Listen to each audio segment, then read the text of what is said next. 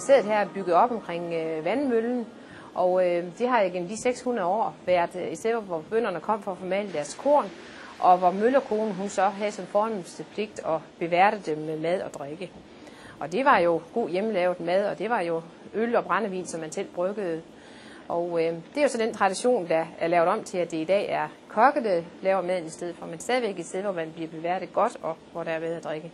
Der skete jo det i starten af 20'erne, at der kom strøm rundt på gårdene, og bønderne de fik selv kværne og kunne selv vælge korn. Og så gik det jo tilbage med møllegæster, og så lavede man det simpelthen om til et traktørsted. Og fra 1963, der lavede man så de gamle gæstestaller om til værelser, så vi i dag har 27 meget spændende individuelle værelser her. Hver værelse har sit navn. De er opkaldt efter forskellige steder i verden, vi har rejst, eller kendte personer. For eksempel har vi jo en del afrikanske værelser. Vi har et værelse, der er kaldt op efter Camp Blixen, vi har efter Livingstone, og vi har efter en sydafrikansk golfspiller, Gary Player. Og det her har jo så også lidt at gøre med, at vi også har golfbanen her på stedet, hvor man simpelthen fra det værelse kan kigge ud over golfbanen.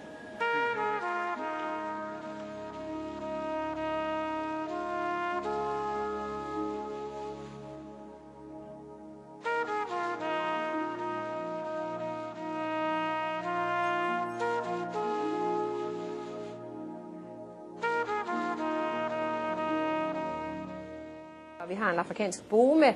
Det er et pælehus, der er bygget ned i Tørremosen, hvor man kan holde fest. Man kan også overnatte der i hængekøjer. Der kan være op til 30 til overnatning, og der kan godt være 50-60 stykker til fest.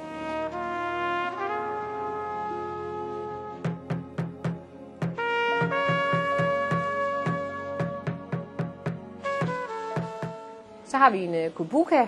Det er et safari-telt, der er indrettet som hotelværelse.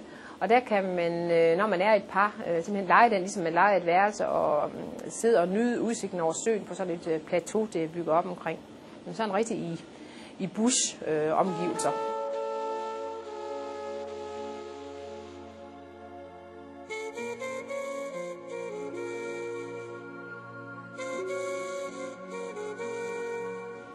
Det er jo lidt en kærlighed til Afrika, og det hænger noget sammen med, at vi sponsorerer nogle børn i SOS-børnebyerne nede i Swaziland i det sydlige Afrika, og vi gør det også over i det nordlige Indien i Himalaya. Og det er jo så de to lande, hvor der er mange elefanter, og når vi så besøger vores børn begge steder, jamen, så er vi jo ude og kigge på elefanter og ride på elefanter også nogle gange, og så smutter der også nogle gange nogle elefanter med i bagagen på vejen hjem. Så det er blevet til, at vi har omkring 1000 forskellige elefantfigurer, både ude og inde, og det er jo både i træ og metal og glas og ja, alle mulige afskygninger.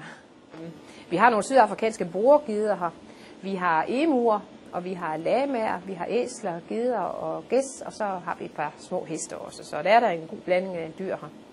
Plus vi har masser af fisk i nogle af vores søer. Vi har jo ikke mindre end 7 vandhuller her rundt på møllen, hvor er den største selvfølgelig er Møllesøen, hvor der er kæmpestore geder, helt op til 9-10 kilo geder.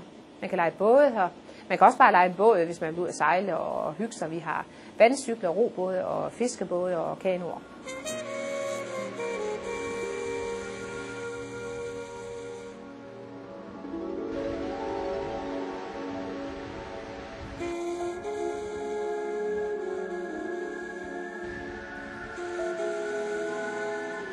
Vi synes da ikke, vi er et helt almindeligt sted, fordi vi er et meget specielt sted og et meget spændende sted. Og det kan vi også høre på den reaktion, vores gæster de kommer med. Og man kan komme ind og se sig en dag, men mange vælger at tage flere dage, fordi der er jo utrolig mange muligheder for oplevelser her på stedet, både ude og inde.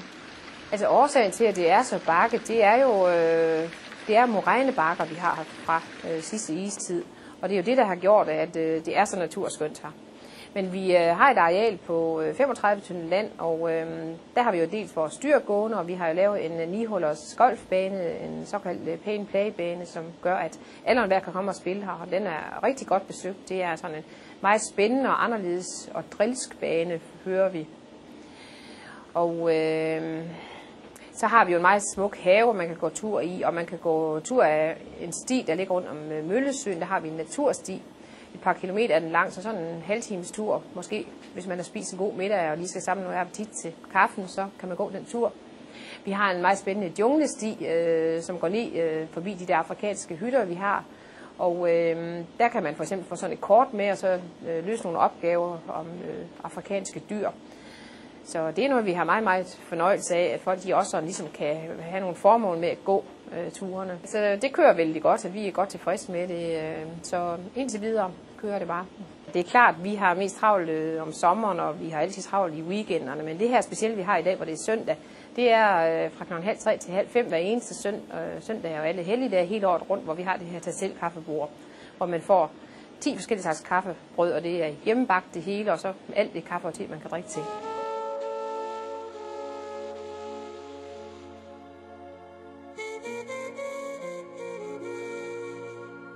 Man skal jo ikke tænke på, at det er et arbejde. Det bliver jo sådan en livsstil, og jamen, glæden ved at se de mennesker, der kommer her, og den måde, de glæder sig på og hygger sig her, gør jo egentlig, at man sådan, at det bliver en del af arbejdsglæden, og man tænker jo egentlig ikke på tit, at man bruger 7 dage om ugen her, og man bruger det meste af sit liv på det, men det gør absolut ikke noget. Det er dejligt, at man inden for en branche, som egentlig er svær at drive, altså har kunne få sådan noget som det her til at køre, og så det er vi meget, meget glade af og også lidt stolte af.